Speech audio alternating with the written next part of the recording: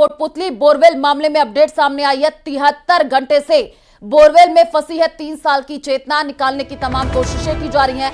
करीब 165 फीट तक जो है गड्ढा खोदा जा चुका है, लेकिन एक बार फिर पत्थर की लेयर आई है और पत्थर की लेयर को ड्रिल करने से अब देरी हो रही है। पाइलिंग मशीन से खुदाई का कार्य किया जा रहा है। ड्रिलिंग होने के बाद 10 फीट की सुरंग बनाई जाएगी और 10 फीट की सुरंग बनाने के लिए 3 टीम गठित की गई है।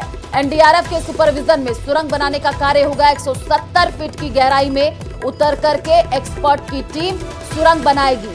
तो ये बड़ी जानकारी आपको दे रहे हैं। आपको बता दें कि चेतना को निकालने के तमाम प्रयास किए जा रहे हैं और करीब 165 फीट तक गड्ढा खोदा जा चुका है, लेकिन एक बार फिर पत्थर की लेयर आई है। और इसी खबर पर ज्यादा जानकारी के लिए संवाददाता हीरालाल हमारे साथ लाइव जुड़े हुए हैं, उन्हीं से अपडेट ले लेते हैं। हीरालाल, जरा तस्वीर दिखाइएगा, क्योंकि अभी भी आस है कि जल्द से जल्द जो है चेतना को बाहर निकाला जाए। परिवार का जो है सब्र खोता हुआ नजर आ रहा है। अभी आप तस्वीर दिखाइए, किस हिसाब से रेस्क्यू ऑपरेशन तेज किया जा रहा है चेतना को बाहर निकालने के लिए? जी बिल्कुल, 173 घंटे से जी सॉरी, मैं बताना चाहूँगा कि 173 जो फीट की गहराई में जो बच्ची बोरवेल में फंसी हुई है, तो 70 घंटों से ज़्यादा का समय बीत चुका है और लगातार जो रेस्क्यू ऑपरेशन है वो जारी है। और मैं तस्वीरों में दिखाना चाहूँगा क्योंकि जिस तरीके से जो सेकंड जो ऑप्शन था पाइलिंग का, उसके जरिए जो ड्रिलिंग की जा रही थी, लगातार जो उस रेस्क्यू ऑपरेशन को अंजाम दिया जा रहा था, उसके तहत जो पाइलिंग मशीन को यहाँ बुलाकर जो गड्ढा खोदा गया था, तो 165 फीट तक ये गड्ढा खोदा जा चुका है। लेकिन एक बार फिर से जो नीचे पत्थर की जो लेयर आने की वजह से है, जो पाइलिंग मशीन का काम थोड़ी देर के लिए रोका गया था, एक बार फिर से पत्थर की लेयर को हटाने के लिए जो ड्रिल है वो लगातार की जा रही है। मैं सहयोगी से कहना चाहूँगा कि वो पत्थर दिखाएं जो हमने वहाँ से प्राप्त किया है। ये इतना पत्थर है, इस मोटाई का जो एक लेयर है, पत्थर की जो लेयर है, वो इस ड्रिलिंग के दौरान जो बीच में आई है। तो अब हाल फिलहाल जो ड्रिल उस पत्थर की लेयर को किया जा रहा है, उस पत्थर की लेयर को ड्रिल करने के बाद ही जो आगे की जो खुदाई है वो जारी की जाएगी। जो मशीन द्वारा लगातार है जो ड्रिल किया जा रहा है, जो 173 फीट की जो गहराई है उस तक के जो पहुंचने का कार्य है, उसमें कहीं ना कहीं जो पत्थर की लेयर है वो अड़चन बनी हुई है। लेकिन प्रशासनिक अधिकारियों का कहना है कि लगातार जो रेस्क्यू ऑपरेशन जारी है और उस पत्थर की लेयर को हटाने के बाद आगे की जो कार्रवाई वो की जाएगी। फिलहाल एक बार फिर से मशीन में दिखाना चाहूँगा कि मशीन ने एक बार फिर से ड्रिल चालू कर दी है और उसके बाद है जो पत्थर की जो लेयर है उसको हटाने के बाद जो आगे की मिट्टी है उसको हटाने के बाद जो 10 फीट की जो सुरंग है वो लगातार उस सुरंग को बनाने का कार्य किया जाएगा। और तस्वीरों में अगर मेरे सहयोगी दिखा सकते हैं तो एक कैप्सूल नुमा, एक लोहे की जो कैप्सूल नुमा एक पाइप भी बनाया गया है, जिस पाइप को अब पत्थर की लेयर हटने के बाद गड्ढा पूरा 173 फीट की खुदाई होने के बाद उस कैप्सूल को नीचे उतारा जाएगा और इस कैप्सूल के जरिए ही जो रेस्क्यू टीम है, जो सुरंग बनाने वाली जो टीम है, वो इस गड्ढे में उतरेगी और इस कैप्सूल के माध्यम से 10 फीट की सुरंग का जो कैप्सूल है, उसके बाद जो सुरंग के बाद बच्ची को बाहर निकालने का जो रेस्क्यू है वो किया जाएगा।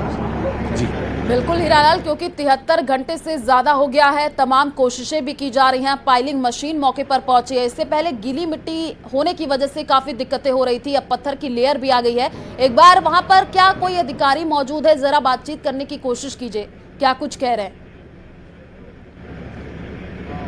देखिए, लगातार जो रेस्क्यू ऑपरेशन हमने अधिकारियों से पहले भी बात की थी, अभी कुछ देर पहले मैंने बात करने की कोशिश की थी। जिस जगह हम लोग खड़े हैं वहाँ से अधिकारी कुछ दूरी पर, हालांकि हमने प्रशासनिक अधिकारियों को अपडेट लेने की कोशिश की, लेकिन उनका कहना है कि उनकी प्राथमिकता पहले जो बच्ची को बाहर निकालने की, क्योंकि अब जैसे जैसे समय बीतता जा रहा है, क्योंकि शाम का समय होने को है, रात भी गहराएगी और कहीं ना कहीं जो सर्दी का मौसम है और धुंध का जो मौसम है, धुंध लगातार यहाँ पिछले 4 दिन से हमें देखने को मिल रही है। तो कहीं ना कहीं प्राथमिकता है, क्योंकि 70 घंटों से ज़्यादा का समय बीत चुका है। परिजनों का सब्र भी अब टूटने लगा है। लोग यहाँ जो उम्मीद लगा के बैठे थे कि बच्ची को जल्द से जल्द बाहर निकल जाए, तो कहीं ना कहीं उम्मीद उनकी जो अब टूटने की कगार पर है, क्योंकि सवाल बड़े हैं, उम्मीदें बड़ी हैं। तो कहीं ना कहीं प्रशासन की यही प्राथमिकता होगी।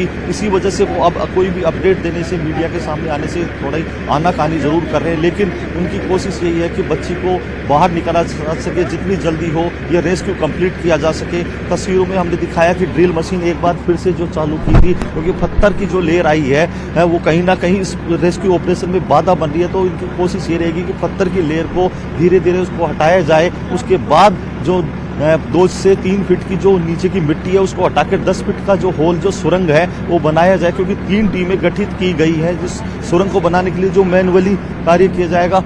आप देखिए एक बार फिर जो अधिकारी हैं वो जो पत्थर की लेयर है जो ड्रिल किया गया है वो अपने एनडीआरएफ के जो सदस्य हैं वो अधिकारी उनको दिखा रहे हैं, उनसे चर्चा कर रहे हैं। सबसे बड़ी अपडेट तस्वीरों में आप देख सकते हैं कि किस प्रकार से जो एक पत्थर की लेयर है जो इस ड्रिल जो रेस्क्यू ऑपरेशन में बाधा बार बार बन रही है उसको ड्रिल किया जा रहा है। तो कहीं ना कहीं अधिकारी उस पत्थर के जो टुकड़े हैं उनको लेकर बाहर जो एनडीआरएफ की जो टीम गठित की गई है उनसे चर्चा करें कि इस लेयर को कैसे काटा जाए, इस लेयर को कैसे हटा जाए और रेस्क्यू ऑपरेशन को किस तरीके से अंजाम दिया जाए। लगातार न्यूज़ 18 राजस्थान पर जो पल पल की टीम जो अपडेट है हमारे जो हम दर्शकों तक पहुंचा रहे हैं। आप देख सकते हैं ड्रिल द्वारा जो मशीन है जो लगातार ड्रिल करने का प्रयास कर रही है ताकि उस लेयर को हटाकर इस रेस्क्यू ऑपरेशन को अंजाम दिया जा सके।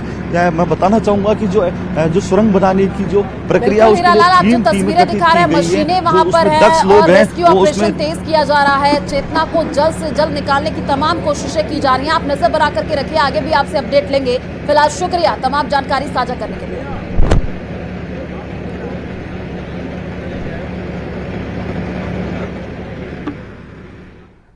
तो ये 3 तस्वीरें भी आपको टीवी स्क्रीन पर दिखा रहे हैं। कोटपुतली की ये तस्वीर है जहां पर देखिए ये मशीनें आपको दिख रही हैं। पाइलिंग मशीन है जिससे खुदाई की जा रही है और कोशिश यही की जा रही है कि इस 3 साल की बच्ची चेतना जो कि बोरवेल में फंसी है उसको बाहर निकाला जाए। रेस्क्यू तेज किया जा रहा है। तमाम अधिकारी भी मौके पर मौजूद हैं। करीब 165 फीट तक खुदाई हो चुकी है, लेकिन एक बार फिर से पत्थर की लेयर आई है जिसकी वजह से दिक्कत हो रही है।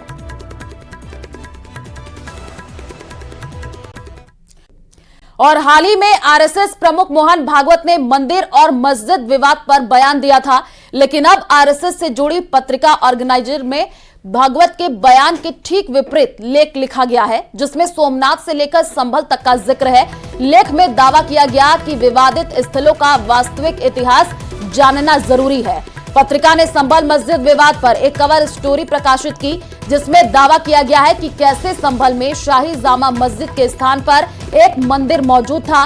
इसमें संभल के सांप्रदायिक इतिहास का भी वर्णन किया गया है।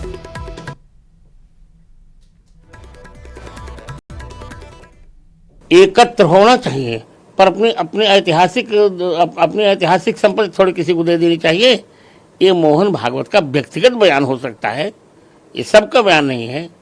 वो किसी एक संगठन के प्रमुख हो सकते हैं, हिंदू धर्म के प्रमुख वो नहीं है कि उनकी बात हम मानते रहें। वो हमारे अनुशासक रहे हैं, हम उनके अनुशासक हैं। और वहीं पूरे मामले पर बयानबाजी भी जारी है। आपको बता दें कि एक तरफ साधु संत मोहन भागवत के बयान से किनारा कर रहे हैं तो विपक्षी दल भी निशाना साध रहा है। कोई भी न्याय संगत संस्था होगी या पत्रकार होगा या प्रेस मीडिया होगा या लोग होंगे वो हमेशा न्याय की बात करेंगे। ऑर्गेनाइजर ने जो भी लिखा ठीक लिखा है। निश्चित रूप से जो हिंदुओं के अधिकार को दबाया गया तो उस अधिकार को तो प्राप्त करना हिंदू समाज का वो धर्म है, कर्तव्य है। उस पे मोहन भागवत जी की टिप्पणी जो काफी समय से आ रहा था तो वो बड़ा दुर्भाग्यपूर्ण है। और ये तो काफी जो है ऐसी बयान है कि ऐसा लग रहा है कि मोहन भागवत जी पे किसी का दबाव है। तो निश्चित रूप से ये सोचने वाली विषय है। आप अपने दायरे से बाहर जा रहे हैं। आपका दायरा क्या है? अपना ही दायरा पढ़िए जो आपने लिखित में रखा हुआ है, उस दायरे में सोचिए। इस देश को बर्बाद मत करिए। हम बहुत 25-30 साल अपने प्रोडक्टिव जीवन का ये देश मंदिर, मस्जिद, गिरजा, गुरुद्वारा में खर्च कर चुका है। बाहर जाओ भाई, कहां ले जा रहे हो देश को? अड़ोस पड़ोस की तब चिंता करोगे। अरे बहुत बड़े डेमोक्रेटिक देश हैं, लेकिन डेमोक्रेटिक मुल्क की, देश की एक जुबान होनी चाहिए साझे अस्तित्व की। क्या कर रहे हो? किसके खिलाफ? सरकार किसकी है? क्या बात कर रहे हैं? और वहीं दूसरी ओर संत समाज ने कहा कि जितने भी मंदिरों को तोड़कर मस्जिद बनाई गई है उन्हें मुक्त करना है। मुझे उनको देख के एक शेर याद आ गया, जो दिल पे गुजरती है खबर तुझको क्या नासा, कुछ हमसे सुना होता फिर आपने कहा होता। कहने का तात्पर्य है कि जब हम देखते हैं हमारे मंदिर को मस्जिद बनाया गया है, हमारे दिल पे क्या बीतती है हम जानते हैं। हमें ऐसा लगता है इस पूरे जो ये ढांचा बनाया गया इसको हम राम मंदिर की तरह उखाड़ दें। याद है ना आपको राम मंदिर का जो ढांचा था, जब हमारे बड़े बड़े योद्धा उसके ऊपर चढ़े तोड़ दिया गया था। ऐसा प्रतीत होता है, ऐसा लग रहा है कि हमारे जितने सनातनी सभी हिंदू में अब ऐसा जज्बा आ गया है कि अब किसी भी हम मंदिर को मस्जिद नहीं बनने देंगे, और जो मस्जिद बनी है मंदिरों की उसको भी हम जो है मस्जिद से मुक्त करके मंदिर बनाएंगे। देखिए, वो हमारे बड़े हैं और बड़ों की बात पर हम लोगों को राइट्स नहीं। हमारे संस्कार, हमारा कल्चर ये है कि हम लोग उनके किसी भी बयान पर हम टिप्पणी नहीं कर सकते, और मैं स्वयं, मेरे लिए वो आदरणीय है तो मैं इसलिए उनके बयान पर टिप्पणी नहीं करूंगा। परंतु अगर आप पर्सनली मुझसे ये पूछेंगे तो मुझे लगता है कि जब तक मथुरा में मंदिर न बन जाए, जब तक काशी में मंदिर न बन जाए, जब तक सनातन बोर्ड नहीं बन जाए, तब तक हम किसी भी सनातनी को मौन नहीं रहना चाहिए। हम लोग मौन थे तो पाकिस्तान बन गया, हम लोग मौन थे तो बांग्लादेश बन गया, अब और मौन रहेंगे तो इस हिंदुस्तान के भी टुकड़े होंगे। तो इसलिए मौन तो नहीं रहना है। सूत्रों के हवाले से बड़ी खबर सामने आ रही है। कांग्रेस को लेकर आम आदमी पार्टी नेताओं में नाराजगी की बात सामने आ रही है। आपको बता दें कि आम आदमी पार्टी कांग्रेस को इंडिया गठबंधन से अलग करने की बात कर रही है इस वक्त की ये बड़ी जानकारी, और इस सिलसिले में पार्टी इंडिया गठबंधन के नेताओं से मिलेगी और कांग्रेस को गठबंधन से अलग करने पर बात करेगी। आम आदमी पार्टी का कहना है कि कांग्रेस बीजेपी के साथ मिलकर काम कर रही है। कांग्रेस के नेता केजरीवाल के खिलाफ उपराज्यपाल से शिकायत कर रहे हैं।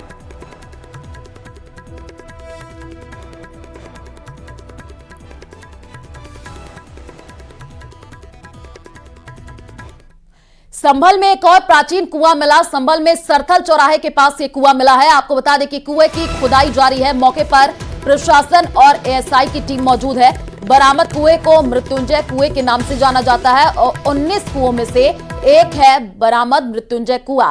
तो ये बड़ी जानकारी आपको दे रहे हैं। उत्तर प्रदेश के संभल से जामा मस्जिद से 150 मीटर दूरी पर नया कुआं बरामद किया गया है। तो दो तस्वीरें भी आपको टीवी स्क्रीन पर दिखा रहे हैं। 19 कुओं में से एक ये मृत्युंजय कुआं बताया जा रहा है, जो कि जामा मस्जिद से 150 मीटर दूरी पर है।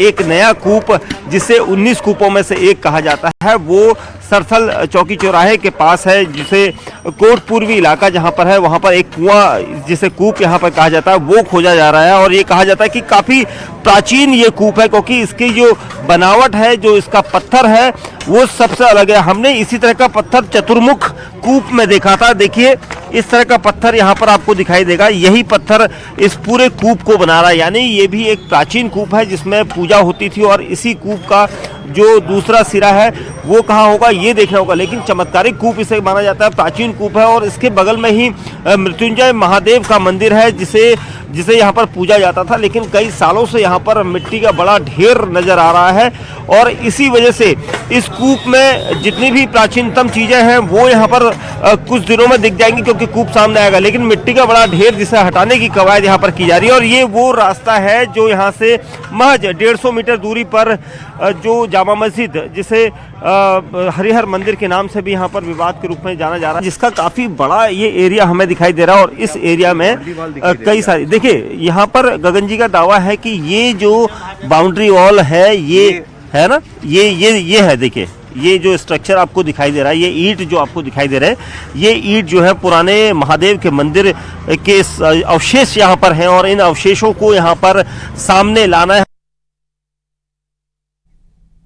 और संभल में मिली 150 साल पुरानी बावड़ी का सर्वे जारी है। खुदाई से लगातार सनातन के सबूत मिल रहे हैं।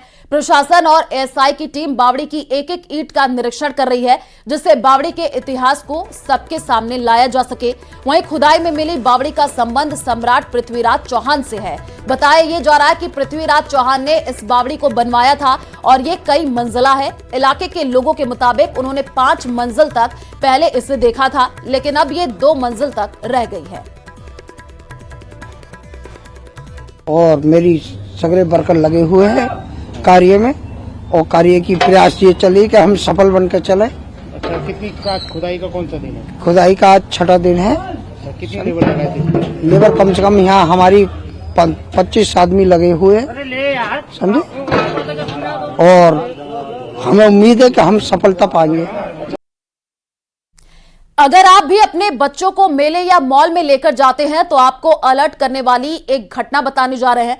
गुजरात के वडोदरा में हेलीकॉप्टर राइड के दौरान अचानक दरवाजा खुल गया, जिससे 2 बच्चे लटकते हुए दिखाई दिए। गनीमत यह रही कि कोई हादसा नहीं हुआ। देखिए रिपोर्ट।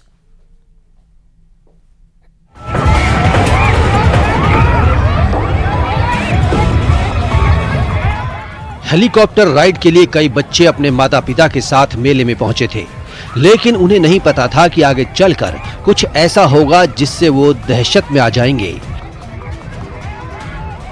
मांजलपुर इलाके में लगे मेले के दौरान ये घटना हुई।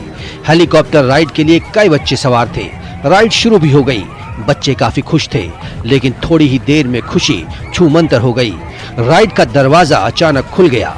सामने आई वीडियो में साफ नजर आ रहा है कि जैसे ही राइड ने स्पीड पकड़ी, कुछ चक्कर मारने के बाद राइड के कंपार्टमेंट का दरवाजा खुल जाता है और 2 बच्चे राइड के साथ लटक गए। बच्चे बुरी तरह चिल्लाने लगे। ये देखकर उनके माता पिता भी डर गए। बच्चों की जान खतरे में आ चुकी थी। ये तो गनीमत थी कि समय रहते राइड को रोक लिया गया और इस वजह से अनहोनी टल गई। जब बच्चे सुरक्षित जमीन पर उतरे, तब जाकर उनके माता पिता ने भी राहत की सांस ली। बच्चे बुरी तरह सहम चुके थे। किसी बच्चे को चोट नहीं आई। सूचना मिलने के बाद फायर विभाग और पुलिस की टीम पहुंची। लापरवाही को देखकर लोग गुस्सा हो गए। पुलिस ने आक्रोशित अभिभावकों को किसी तरह समझाया। स्थानीय प्रशासन मामले की जांच में जुट गया है। दोषियों के खिलाफ सख्त एक्शन लेने की बात कही जा रही है। फिलहाल मेले में सभी राइड्स रोक दी गई हैं। जाहिर है, लापरवाही के चलते बच्चों की जान खतरे में पड़ गई थी, जो बेहद ही गंभीर मामला है।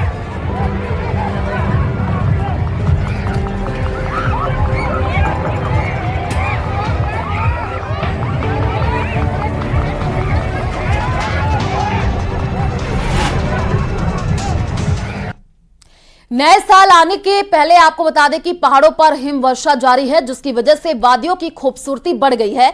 जहां एक नजर आप डालेंगे तो केवल बर्फ का ही श्रृंगार देखने को मिलेगा। बड़ी संख्या में सैलानियों ने पहाड़ों की तरफ रुख कर लिया है। हिमाचल प्रदेश के मनाली में भी सैलानियों की भीड़ उमड़ी है। देखिए रिपोर्ट।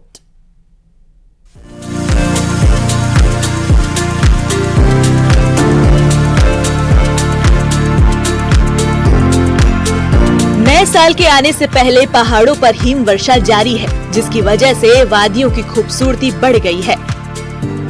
रास्तों पर बर्फ की परत है तो वहीं पेड़ पौधे भी बर्फ की आगोश में है। जहां तक नजर जाएगी केवल बर्फ का ही श्रृंगार देखने को मिलेगा। बड़ी संख्या में सैलानियों ने पहाड़ों की तरफ रुख किया है। हिमाचल प्रदेश के मनाली में भी सैलानियों की भीड़ उमड़ी है। बर्फ की सफेद चादर ओढ़ी है। जिस भी तरफ नजर दौड़ाए, चारों तरफ जो है बर्फ ही बर्फ यहाँ पर जो है बिछी हुई है। चाहे पेड़ हो, मैदान हो, हर तरफ जो है बर्फ की सफेद चादर यहाँ पर जो है बिछी हुई है। और ऐसे में जो सैलानी इन दिनों कुल्लू मनाली घूमने का प्लान बना रहे थे, तो उनके लिए यह स्थान इसमें किसी जन्नत से कम नहीं है, क्योंकि बर्फबारी लगातार हो रही है। और ऐसे में अब जो है नए साल का भी आगमन होने जा रहा है, तो ऐसे में काफी सारे सैलानी जो इसमें नए साल का जश्न मनाने के लिए जो है कुल्लू मनाली का प्लान बना रहे, तो उनके लिए यह समय जो है किसी सपने से कम नहीं है। सैलानी भी वादियों की खूबसूरती में पूरी तरह डूबे हुए हैं। बर्फबारी का लुत्फ उठाना उनके लिए किसी मुराद से कम नहीं है। बहुत प्यारा था, बहुत प्यारा। और हम जैसे ही पहुंचे, हमारी भी किस्मत अच्छी थी, स्नोफॉल हम पहुंचे स्टार्ट हो गई और कल से बहुत अच्छी स्नोफॉल हो रही है और बहुत अच्छा लग रहा है। मनाली में आके सब जन्नत जैसा लग रहा है। दृश्य तो जैसे लगा जैसे स्वर्ग से उतर के साक्षात भगवान ने इस जगह को बना रखा हम लोग के लिए ही। और यहाँ की जलवायु ठंड काफी अच्छी है, कोई दिक्कत नहीं। बहुत अच्छा लग रहा है। सेकंड टाइम स्नोफॉल देखा है अपनी लाइफ में। बहुत अच्छा स्नोफॉल है आज। वहीं शिमला में भी बर्फबारी देखने की चाहत में कई सैलानी पहुंचे हैं। शिमला, कुल्लू और लाहौल स्पीति जैसी जिलों में ठंड बढ़ने से पर्यटकों की आमद तेजी से हो गई है। प्रशासन ने बर्फ में सावधानी बरतने की सलाह दी है। वहीं बर्फबारी से 170 से ज्यादा सड़कें बाधित हैं। बर्फबारी के चलते अटल टनल सैलानियों के लिए बंद कर दिया गया है। लाहौल स्पीति में तापमान -17 से जा चुका है।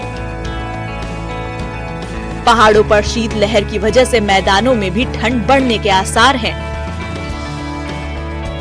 जम्मू कश्मीर के डोडा में बर्फबारी सुकून दे रही है। वादियां पूरी तरह से बर्फ से सफेद हो चुकी है। हिमपात के बाद कई जगह रास्ते भी बंद हैं, जहां से बर्फ हटाने का काम चल रहा है। कश्मीर के सोपोर इलाके में झील का पानी जम गया है। इस दौरान कुछ बच्चे झील को क्रिकेट का मैदान बनाकर खेल रहे हैं। उत्तराखंड के ऊंचाई वाले जगहों पर अच्छी बर्फबारी दिख रही है। बर्फ से ऊंची ऊंची चोटियां ढकी हुई हैं। चक्राता के लोखंडी, कनासर, देवबंद पर बर्फ जमी हुई है। बर्फबारी के चलते नेशनल हाईवे भी बाधित हो गई है। लोखंडी के आसपास बर्फ की मोटी परत जमा होने से गाड़ियां फंस रही हैं। नेशनल हाईवे को खोलने के लिए लगातार जेसीबी मशीनें से बर्फ हटाने का काम चल रहा है। वहीं खेती बागवानी से जुड़े किसानों के चेहरों पर रौनक नजर आ रही है। लंबे समय से अच्छी बारिश और बर्फबारी का इंतजार कर रहे किसानों को फल और फसल की पैदावार अच्छी होने की उम्मीद जगी है। होटल व्यवसाय भी खुश हैं। नए साल आने में भी अब ज्यादा वक्त नहीं है। ऐसे में चक्राता के होटल फुल हैं। उत्तरकाशी के ऊंचाई वाले क्षेत्रों में बर्फबारी सेब उत्पादों के लिए भी राहत है। हर्षिल घाटी में सेब के पेड़ बर्फ से ढके हुए नजर आ रहे हैं। बर्फबारी के बीच ओली में सैलानियों ने क्रिसमस मनाया। बर्फबारी जहां सैलानियों को खुश कर रही है, तो वहीं मुश्किल भी बढ़ती दिख रही है। ओली जोशीमठ रोड पर बर्फबारी के बाद फिसलन बढ़ गई है। Bureau report, news 18।